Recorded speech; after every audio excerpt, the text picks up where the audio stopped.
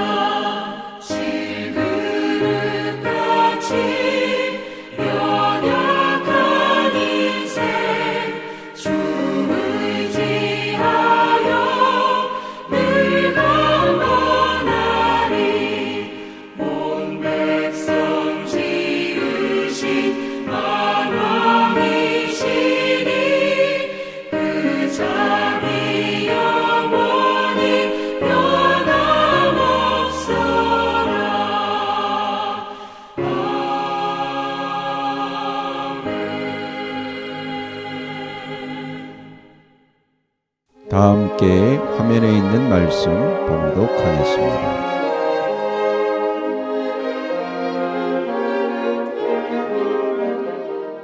제41장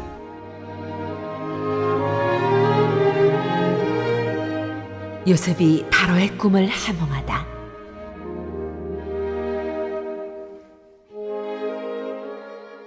그로부터 만 2년이 지나서 바로가 꿈을 꾸었다. 그가 나일 강가에 서 있는데 잘생기고 살이 찐 암소 7마리가 강에서 올라와서 갈밭에서 풀을 뜯는다. 그 뒤를 이어서 흉측하고 야윈 다른 암소 7마리가 강에서 올라와서 먼저 올라온 소들과 함께 강가에 선다. 그 흉측하고 야윈 암소들이 잘생기고 살이 찐 암소들을 잡아먹는다. 바로는 잠에서 깨어났다. 그가 다시 잠들어서 또 꿈을 꾸었다. 이삭 7개가 보인다. 토실토실하고 잘 여문 이삭 7개가 나오는데 그것들은 모두 한 줄기에서 나와서 자란 것들이다. 그 뒤를 이어서 또 다른 이삭 7개가 피어나오는데 열풍이 불어서 야위고 마른 것들이다. 그 야윈 이삭이 토실토실하게 잘 여문 이삭 7개를 삼킨다.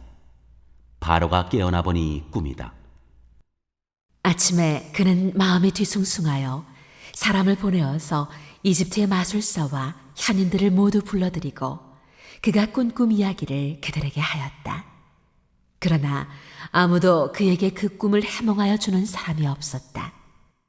그때에 술잔을 올리는 시종장이 바로에게 말하였다. 제가 꼭 했어야 할 일을 못한 것이 오늘에야 생각납니다. 임금님께서 종들에게 노하셔서 저와 빵을 구워올리는 시종장을 경호대장 집 감옥에 가두신 일이 있습니다.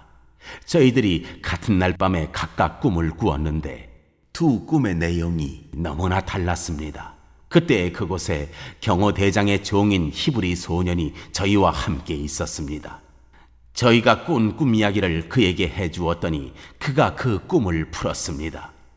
저희 두 사람에게 제각기 그 꿈을 해몽하여 주었던 것입니다. 그리고 그가 해몽한 대로 꼭 그대로 되어서 저는 복직되고 그 사람은 처형되었습니다. 이 말을 듣고서 바로가 사람을 보내어 요셉을 불러오게 하였고 사람들은 곧바로 그를 구덩이에서 끌어냈다. 요셉이 수염을 깎고 옷을 갈아입고 바로 앞으로 나아가니 바로가 요셉에게 말하였다. 내가 꿈을 하나 꾸었는데 그것을 해몽할 수 있는 사람이 없다. 나는 네가 꿈 이야기를 들으면 잘 푼다고 들었다. 그래서 너를 불렀다.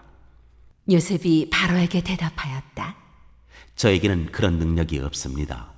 임금님께서 기뻐하실 대답은 하나님이 해주실 것입니다. 바로가 요셉에게 말하였다. 꿈에 내가 나일 강가에 서 있는데 살이 찌고 잘생긴 암소 7마리가 강에서 올라와서 가을밭에서 풀을 뜯었다. 그것들의 뒤를 이어서 약하고 아주 흉측하고 야윈 다른 암소 7마리가 올라오는데 이집트 온 땅에서 내가 일찍이 본 일이 없는 흉측하기 짝이 없는 그런 암소들이었다.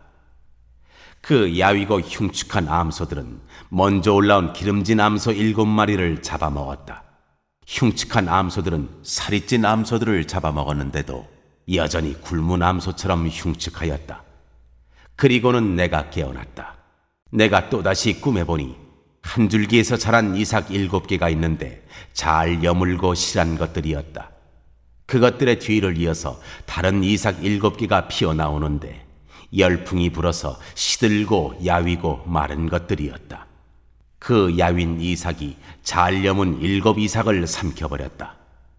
내가 이 꿈 이야기를 마술사와 현인들에게 들려주었지만 아무도 나에게 그 꿈을 해몽해 주지 못하였다. 요셉이 바로에게 말하였다. 임금님께서 2번 꾸신 꿈의 내용은 다 같은 것입니다.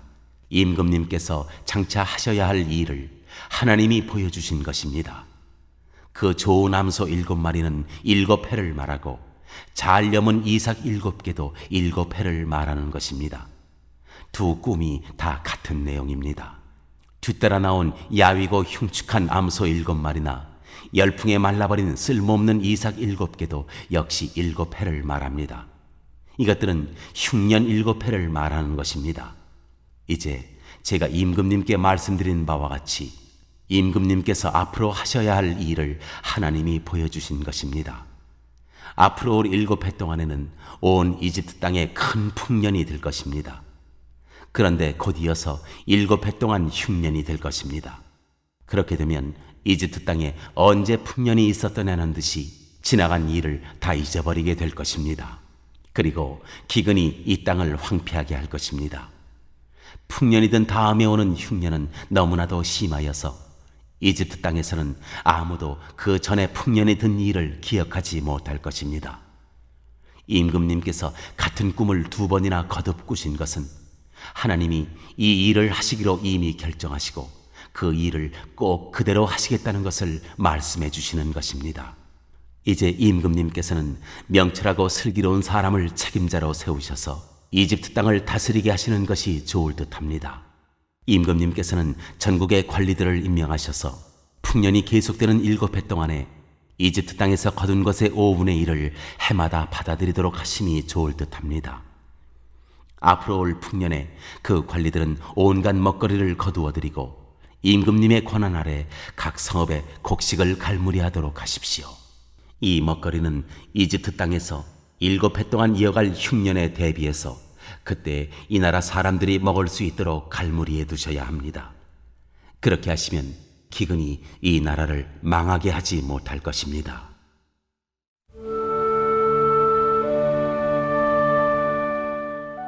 요셉이 이집트의 총리가 되다.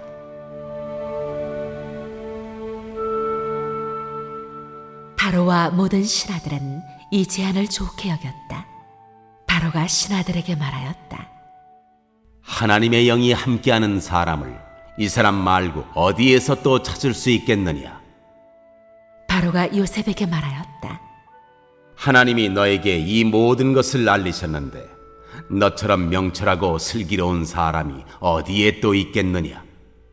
네가 나의 집을 다스리는 책임자가 되어라. 나의 모든 백성은 너의 명령을 따를 것이다. 내가 너보다 높다는 것은 내가 이 자리에 앉아 있다는 것뿐이다. 바로가 또 요셉에게 말하였다. 내가 너를 온 이집트 땅의 총리로 세운다.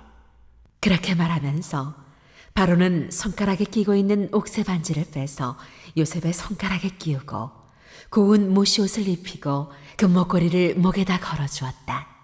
그런 다음에 또 자기의 병거에 버금가는 병거에 요셉을 태우니 사람들이 물러나거라 하고 외쳤다.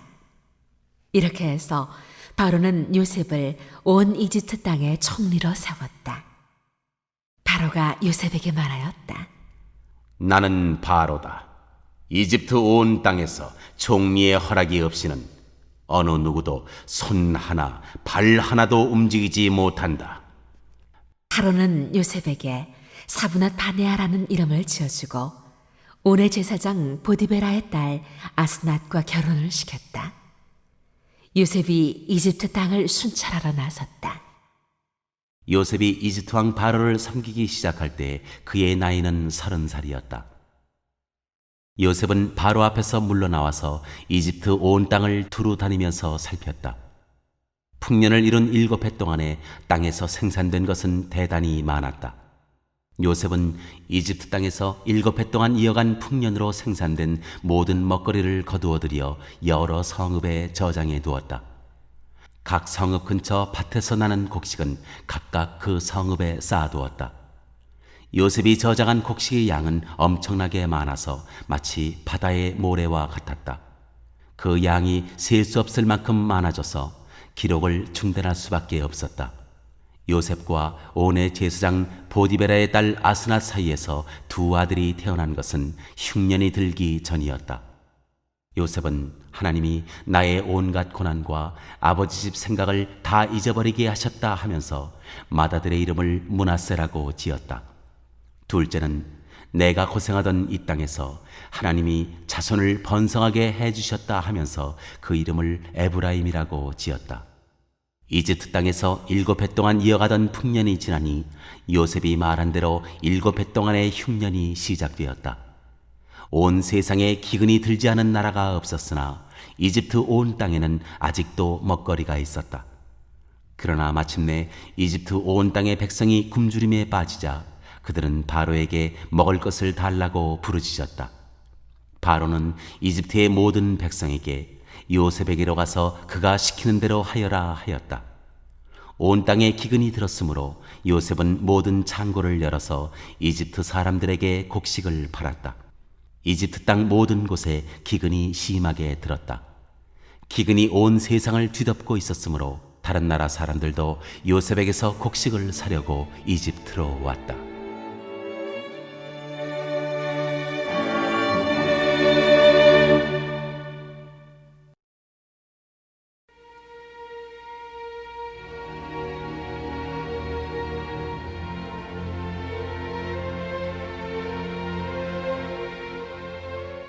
제42장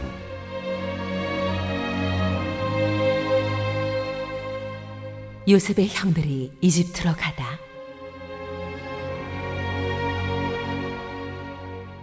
야곱은 이집트에 곡식이 있다는 말을 듣고서 아들들에게 말하였다. 얘들아, 왜 서로 얼굴들만 쳐다보고 있느냐? 야곱이 말을 이었다. 듣자하니 이집트에 곡식이 있다고 하는구나. 그러니 그리로 가서 곡식을 좀 사오너라. 그래야 먹고 살지. 가만히 있다가는 굶어 죽겠다. 그래서 요셉의 형 10명이 곡식을 사려고 이집트로 갔다. 야곱은 요셉의 아우 베냐민만은 형들에게 딸려보내지 않았다. 베냐민을 같이 보냈다가 무슨 변이라도 당할까 보아 겁이 났기 때문이다. 가나안 땅에도 기근이 들었으므로 이스라엘의 아들들도 곡식을 사러 가는 사람들 틈에 끼었다. 그때의 요셉은 나라의 총리가 되어서 세상의 모든 백성에게 곡식을 파는 책임을 맡고 있었다. 요셉의 형들은 거기에 이르러서 얼굴을 땅에 대고 엎드려 요셉에게 절을 하였다. 요셉은 그들을 보자마자 곧바로 그들이 형들임을 알았다. 그러나 짐짓 모르는 체 하고 그들에게 엄하게 물었다. 당신들은 어디에서 왔소? 그들이 대답하였다. 먹거리를 사려고 가나안 땅에서 왔습니다.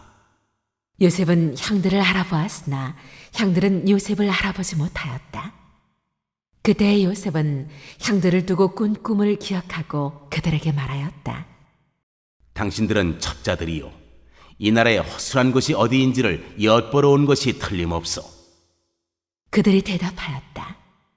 아닙니다, 총리 어른. 소인들은 그저 먹거리를 사러 왔을 뿐입니다. 우리는 한아버지의 자식들입니다. 소인들은 순진한 백성이며 첩자가 아닙니다. 그가 말하였다.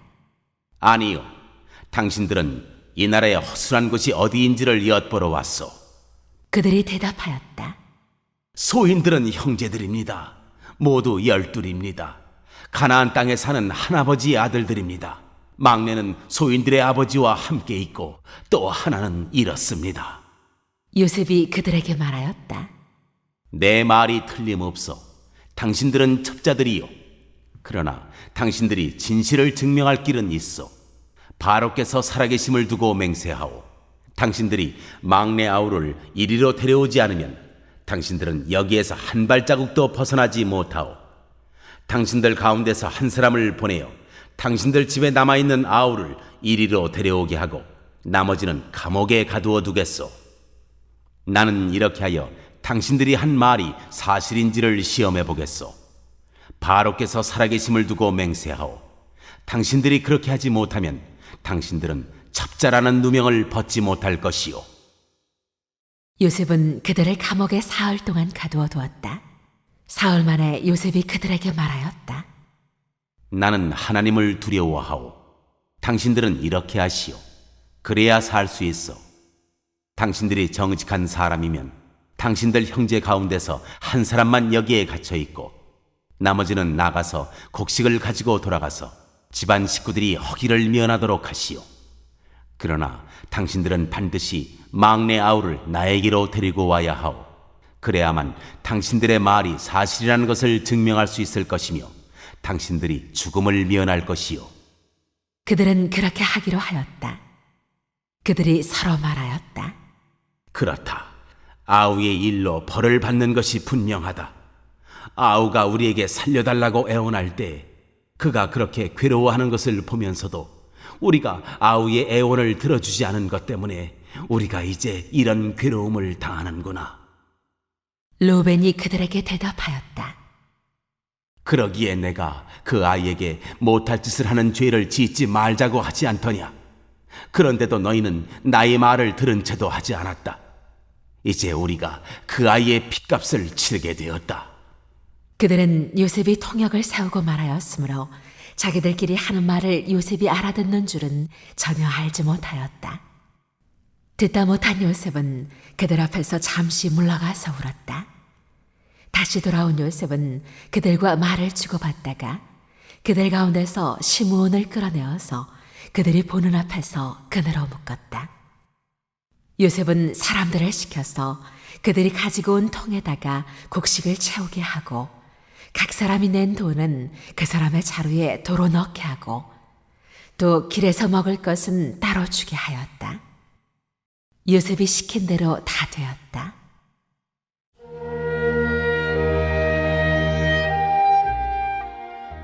요셉의 형들이 가나안으로 돌아가다.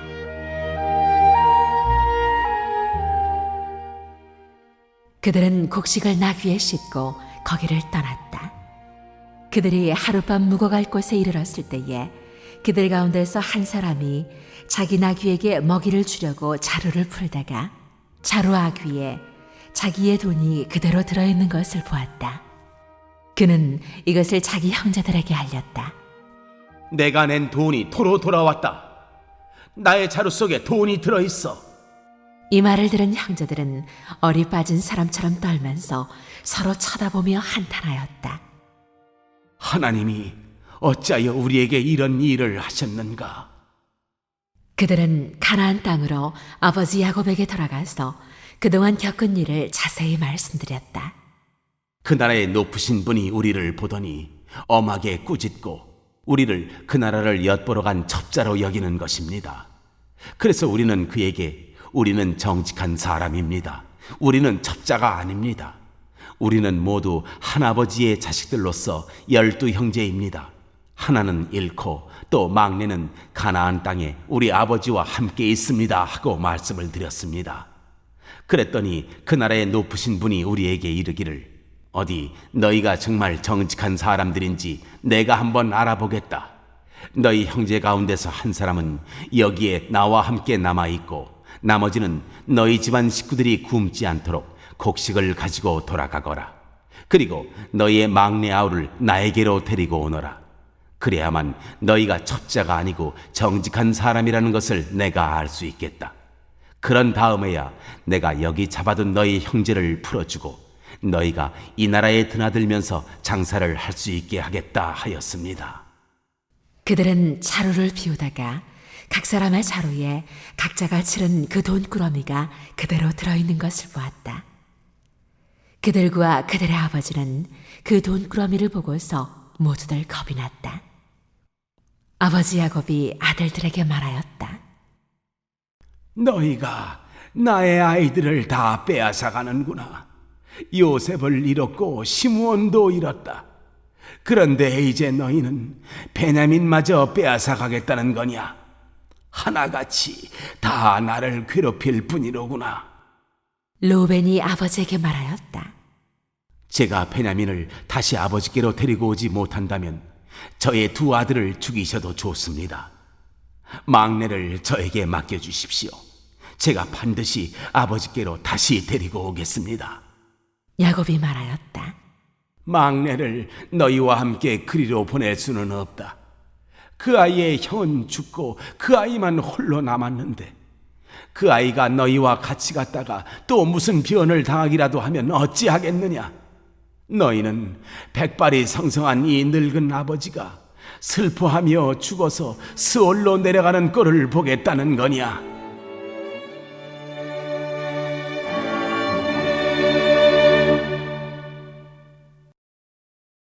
오늘 읽은 말씀을 가지고 인마 하나로 묵상하겠습니다.